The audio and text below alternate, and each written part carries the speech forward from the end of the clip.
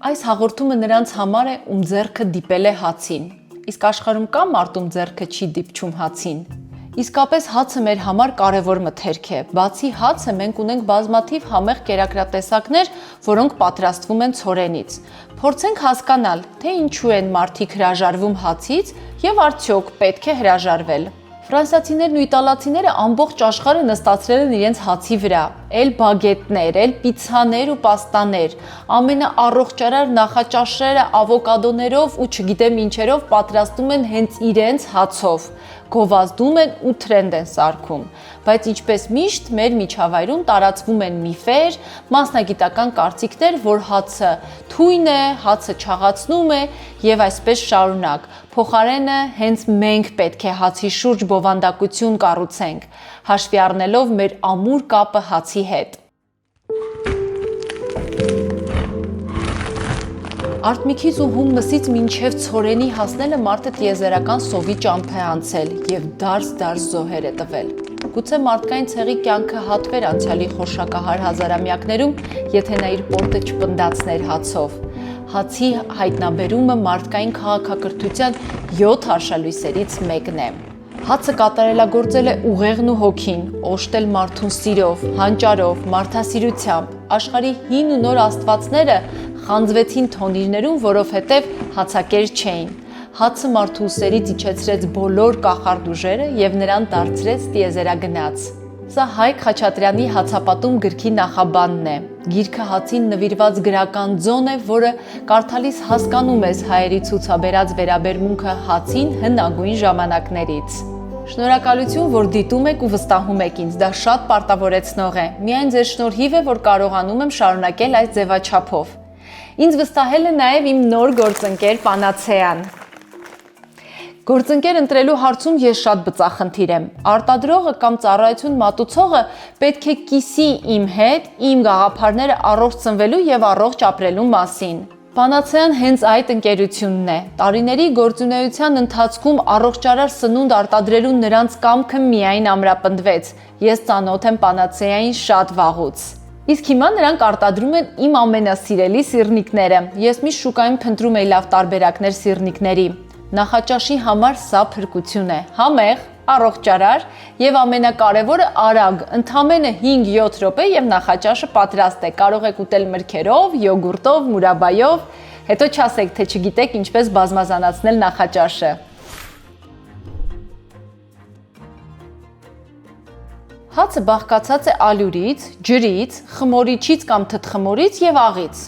Բաղադրիչներից ալյուրը կարող է լինել տարատեսակ, սպիտակ բազմաշերտ մշակված ալյուր, ավելի մուգ ու քիչ մշակված, ամբողջահատիկ ալյուր, հնդկաձավարի ալյուր, եգիպտացորենի եւ այլն։ Խոսենք ցորենի մասին ու պարզենք, թե ինչից է բաղկացած այն։ Պետք է հիշենք 3 գլխավոր մասնիկ։ Էնդոսպերմը, որը ցորենի հատիկի հիմնական բաղադրիչն է, կազմում է 80%-ը։ Այստեղ է հիմնական էներգիան, ածխաջրերը։ Նաև հայտնի գլյուտենն է այստեղ, որը սպիտակուց է,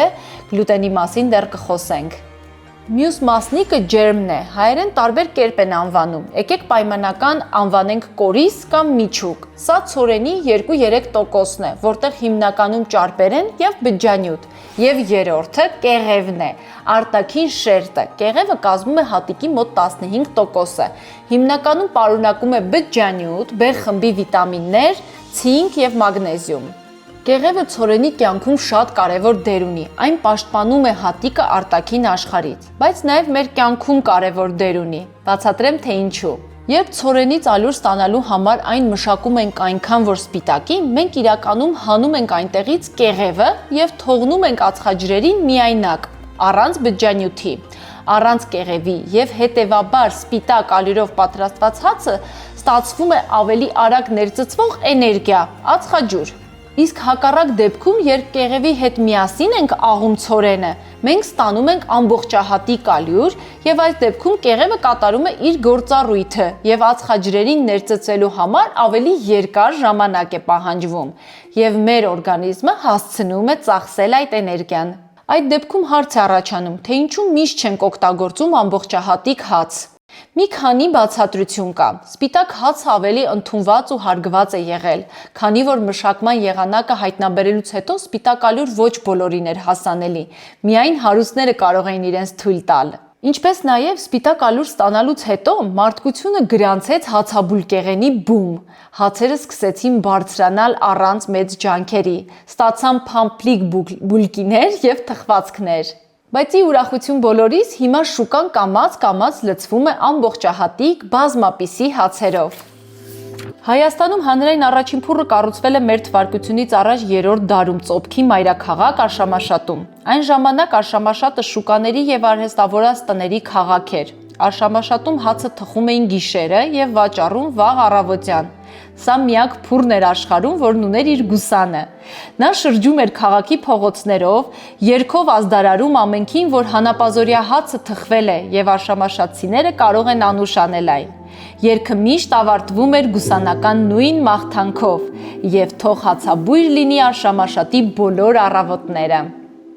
Հասկանալու համար, թե հացը ինչքան է խանգարում առողջարար սննդակարգին կամ քաշ հավաքելուն, եկեք վերհիշենք առողջ սննդակարգի կառուցվածքը։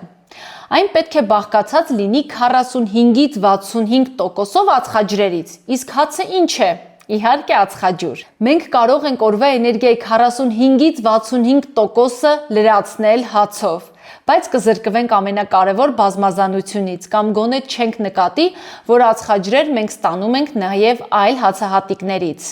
Մեր իրականության մեջ հացից վախենալը ավելի քան հասկանալի է։ Տարիներ շարունակ մենք չենք ունեցել բազմազան սնվելու հնարավորություն։ Ապրել ու վերապրել ենք սովի ժամանակներ, երբ հացը ուտում էինք հացով, պաներխաշ ու թաթար բորակի, մակարոնը ուտում էինք հացով, իսկ լավ օրերին ճաշի մեջ փրթում էինք հաց։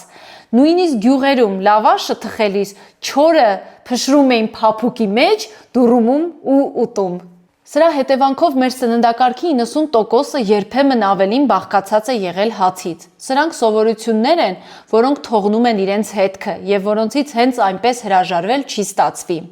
Այսօր այս բազմազանության մեջ բնականաբար հացի չափաբաժինը պետք է ավելի քիչ լինի, բայց սա բոլորովին չի նշանակում, որ հացից իսպառ պետք է հրաժարվել։ Պարզապես մենք պետք է սննդակարգում հատկացնենք հացի համար ճիշտ տեղը։ Նորից եկեք վերհիշենք։ Օրվա ընդունած էներգիայի 45-ից 65%-ը պետք է լինի ածխաջուր։ Ածխաջուրը պետք է ստանանք բազմազան աղբյուրներից, այդ թվում նաև հացից։ Օրինակ 2200 կիլոկալորիա նյութափոխանակ ունեցող մարդը օրվա մեջ կարող է ուտել այսքան հաց եւ ոչ միայն քաշ չհավաքել, նաև որևէ կարմիր գիծ չհատել։ Ես համոզված եմ, որ կգա այն օրը, երբ հանրային խոսույթից դուրս կգան գիրացնող մթերքի մասին հիշատակումները, համատեղ ուժերով կհասնենք դրան։ Չկան գիրացնող կամ նիհարեցնող մթերք։ Մենք քաշ ենք հավաքում միայն այն դեպքում, երբ սննդի միջոցով ընդունված էներգիան ավելի շատ է, քան ծախսած էներգիան։ Բազմազան ու առողջարար սնվելու համար արդեն ծանոթացրել եմ ձեզ Maestro-ի հետ։ Իմ փորձով եմ ասում, սա այն ծառայությունն է, որ պետք է փորձես մեկ անգամ, որ հասկանաս բոլոր առավելությունները։ Բաժանորդագրվելու համար մտեք Maestro-ի կայքը եւ ընտրեք փաթեթը, որը հարմար է ձեզ։ Ընտրում եք, թե քանի անձի համար եք ուզում պատրաստել եւ քանի ուտեստ է պետք շաբաթվա ընթացքում։ Հետո ընտրում եք կերակրատեսակները։ Յուրաքանչյուր շաբաթ մենյուում հայտնվում են նորերը՝ մսով, ձկնային, բուսական, թեթև կամ ավելի կալորիական։ Ընտրում եք հավելյալ մթերքը, եթե անհրաժեշտ է, եւ անցնում եք տվյալները լրացնելուն։ Լրացնում եք հասցե եւ ընտրում եք առաքման օրն ու ժամը։ Առաքումն անվճար է։ Վերջ, հիմա մնում է միայն սպասել, մինչև Maestro Box-ը հասնի մեզ։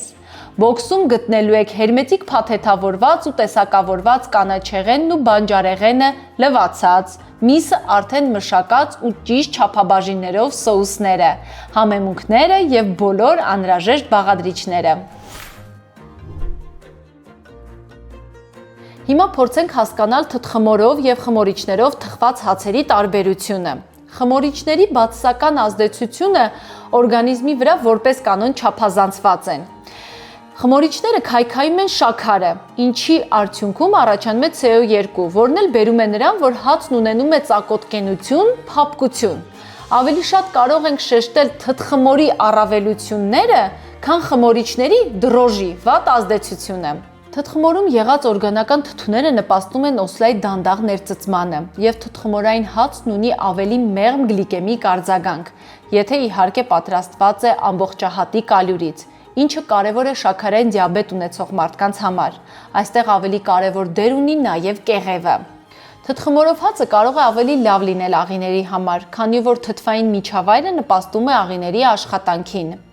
Թթխմորի ֆերմենտացիայի ընթացքում որոշ գլյուտենային սպիտակուցներ մասնակի քայքայվում են։ Այս թեմայով կան մի քանի հետազոտություններ, բայց ընդգծված գլյուտեն անտանելիություն ցելիակիա ունեցող մարդկանց համար սա մեծ ազդեցություն չունի։ Ասում են թթխմորը հացի ապագայի բանալին է անցյալից։ Թթխմորը հացի այբուբենն է։ Մինչև նրա հայտնագործումը հացն անգրագետ էր։ Դար ու դարեր անխաշ խմորը թոնրի պատին չի կպել, ընկել է մոխրի մեջ ու դարձել կուտ։ Հետո մարդը գտել է մերանը, խաշը, թթխմորը էլի, եւ ծնվել է թթխմորը։ Նրա հետ հայոց աշխարհը լցվել է թոնիրներով։ Խոսել հացի մասին եւ չհիշատակել գլյուտենը մի տեսակ կիսատ կլիներ։ Գլյուտենը ցորենի եւ որոշ այլ հացահատիկների մեջ սպիտակուցների խումբ է։ Ցորենի 100 գրամում առկա մոտավոր 10 գրամ սպիտակուցի 70%-ը հենց գլյուտենն է։ Եթե մարդը ունի գլյուտենից ալերգիա, անտանելիություն, ցելիակիա, ապա այս սպիտակուցը բոլորովին անվտանգ է։ Գլյուտենից ալերգիան շատ հազվադեպ է հանդիպում։ Այս դեպքում ամենափոքր քանակի ժամանակ էլ կարող է առաջանալ անաֆիլակտիկ շոկ։ Կա ցելիակիա, որը աուտոիմուն հիվանդություն է։ Այն հիմնականում վնասում է բարակ աղիները։ Երբ գլյուտենը հասնում է աղիներ, ենթարկվում է ֆերմենտային փոփոխությունների եւ օրգանիզմը ճանաչում է իբրև օտար։ Սա բերում է բորբոքային պրոցեսի, վնասում է աղիքի լորձաթաղանթը։ Լինում է նաև այնպես, որ մարդու մոտ չկա ախտորոշված ցելիակիա, բայց կա որոշակի գլյուտեն անտանելիություն եւ տարիներ շարունակ ունենում է հենց ցելիակիայի նման ախտանիշներ։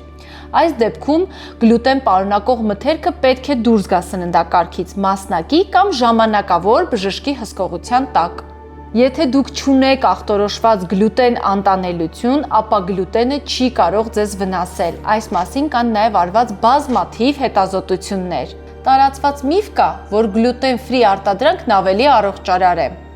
Այս միֆի տարածման հիմքում շատ պարզ պատճառ է։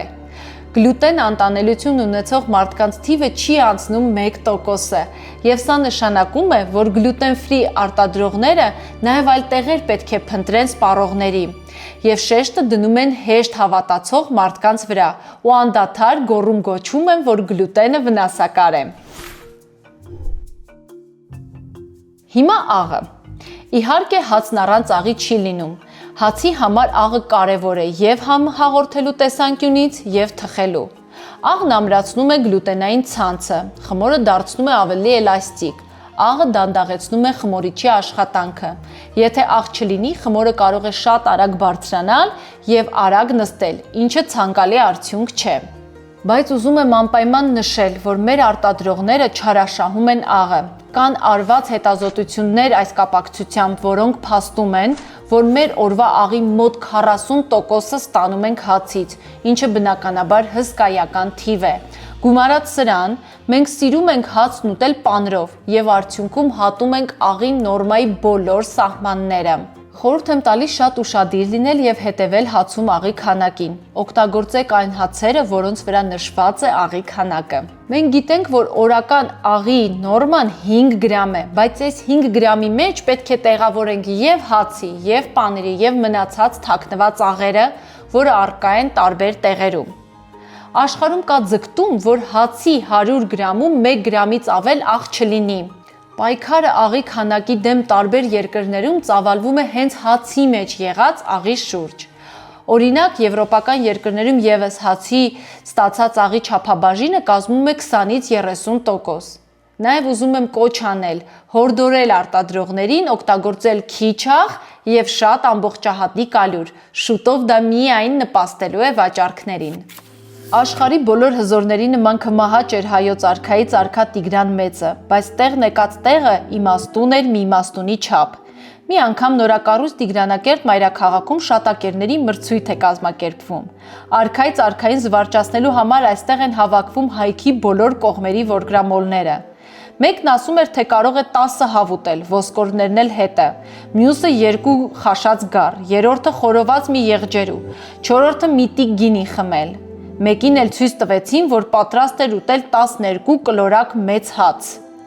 Այս մեկը չեղավ, զայրացավ արքայից արքան։ Մարդը կարող է ամեն տեսակ ուտելիքով ու հեղուկով լցնել իր սամոքսը, բայց հացով գեր լցնելը հանցագործություն է։ Հացը նրա համար է, որ մարդը հագեցնի միայն օրվա քաղցը։ Չափավորությունը ամենից շատ պիտի երևա հենց այս բանում։ Հացը կարասում են ամբարում եւ ոչ թե մարդկային ստամոքսում։ Բաժանորդագրվեք ալիքին եւ սեղմեք լայք կոճակը։ Նաեւ ակտիվ եղեք մեկնաբանությունում։ Ձեր ակտիվությունից եմ ես որոշում թեմաները։